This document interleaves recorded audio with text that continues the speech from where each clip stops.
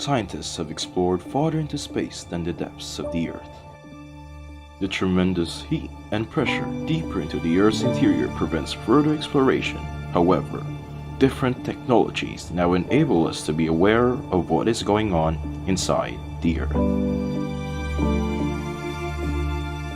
These processes that happen inside the Earth are called endogenic processes.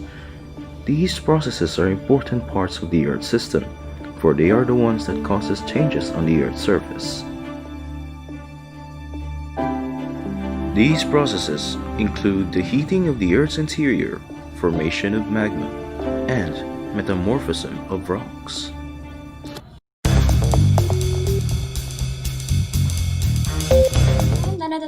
And I will be reporting about heating the Earth's interior. So, as we all know, the Earth's core is extremely hot. Its temperature is about 6,000 degrees Celsius, which is similar to the surface temperature of the Sun. The Earth's interior comes from 3 different sources. Number 1, the heat that was left during the formation of the Earth.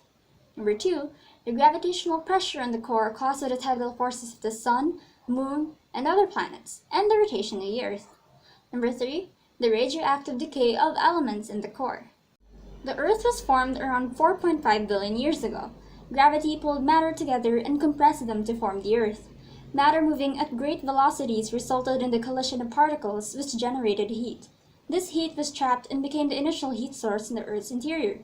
The Earth is under immense pressure due to the tidal forces exerted by the Sun, the Moon, and other planets in the solar system. Earth's rotation also heats up the Earth's interior. The combined tidal pressure and rotation of the Earth cause the core to be under immense pressure. This pressure basically keeps the core hot in the same way as a pressure cooker. It also helps minimize the heat it loses. The last and most important source of heat is nuclear fission of heavy elements in the Earth's interior. The continuous nuclear fission of radioactive elements replaces the heat that the Earth loses. This fission process occurs in the form of radioactive decay.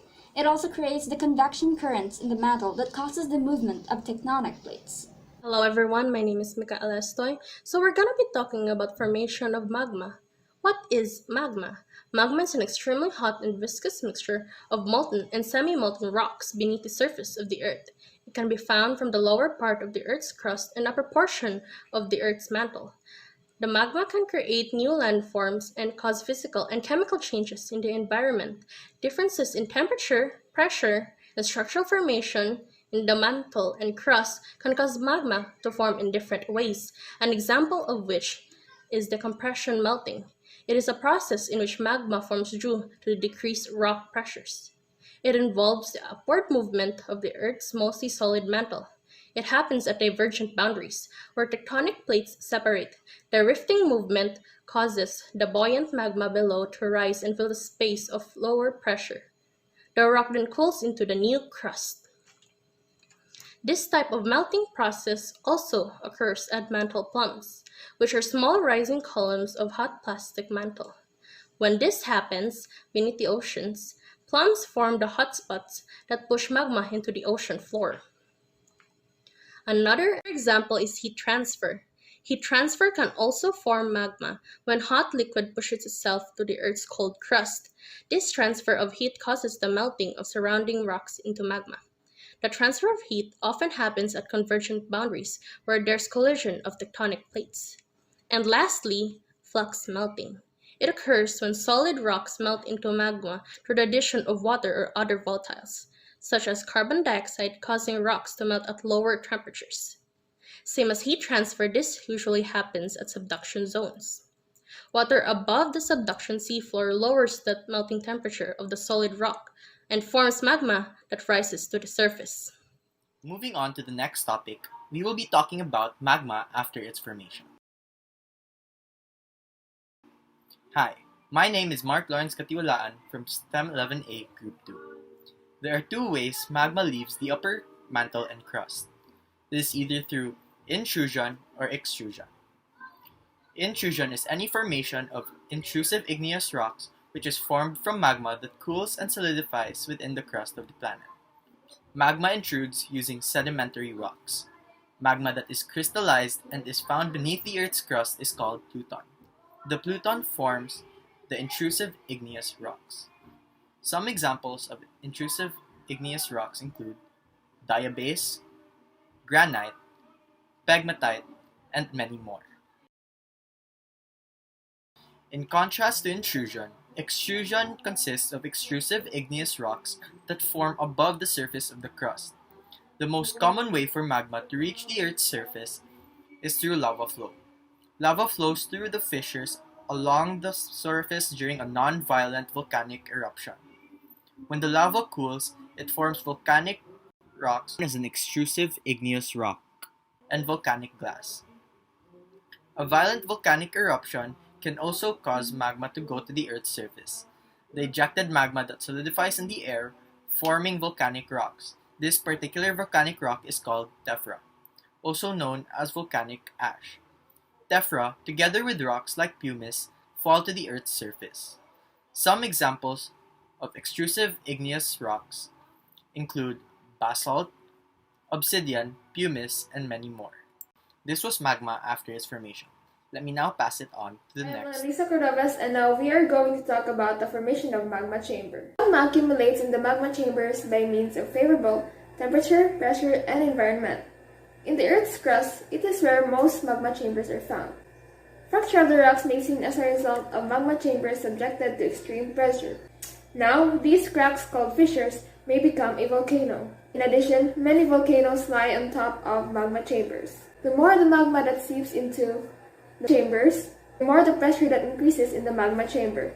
Due to that, volcanic eruption may occur, which reduces pressure in the chamber. Volcanoes remain active when there is a continuous supply of magma in the chamber. A large form of volcanic crater or a caldera is formed when an entire magma chamber collapses as a result of violent eruption, wherein the volume of magma decreases or shrinks and nearly empties an entire chamber. Good day, everyone. My name is Shania Denise de los Santos, and I will be reporting metamorphism. What is metamorphism? Metamorphism is the change in mineral composition and texture of a rock that is subjected to high temperature and pressure within the earth. The pressure involved in metamorphism results from the rock being deeply buried underground, while the intense pressure causes the crystals within the rock to grow together or separate and rearrange into new mineral crystals. As you can see in the two pics, it involves high temperature and pressure, and heat and pressure can also change rocks into different types. This rock type is called metamorphic rock. An additional information to metamorphism, the heat needed to make this change often comes from the hot magma beneath the surface. As you can see on the left side, that is hot magma, and may also be triggered by the chemically active fluids that circulate around the newly forming rock and introduce different ions, which cause new and different mineral crystals to grow. Thank you for listening, and learn more about the two processes involved in metamorphism on the next reporter. See you and goodbye. Now we're down to the last two internal Earths processes. Before I begin, my name is Zygo Felipe Cabogoy from City of STEM 11A, Group 2.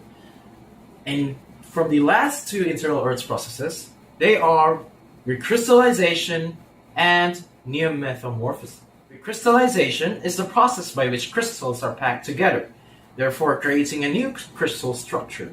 This process requires a lot of heat and pressure to change the mineral's size and shape without changing its composition. A common example is limestone that can go through the processes of recrystallization to turn into a marble. A limestone contains the tiny calcite crystals that come from shells of marine organisms that were broken down and compacted into sedimentary rock. When that limestone is buried and subjected into intense forces, the microscopic crystals pack together and slowly transform into the large crystals of calcite that we find in marble. Neo-metamorphism is a process that results in the formation of new crystals. This process is sometimes called neocrystallization. which means new crystals. As an example, shale is a sedimentary rock that contains clay minerals such as quartz and feldspar. When shale undergoes metamorphism, the clay minerals change to a new mineral called gamete. Garnet.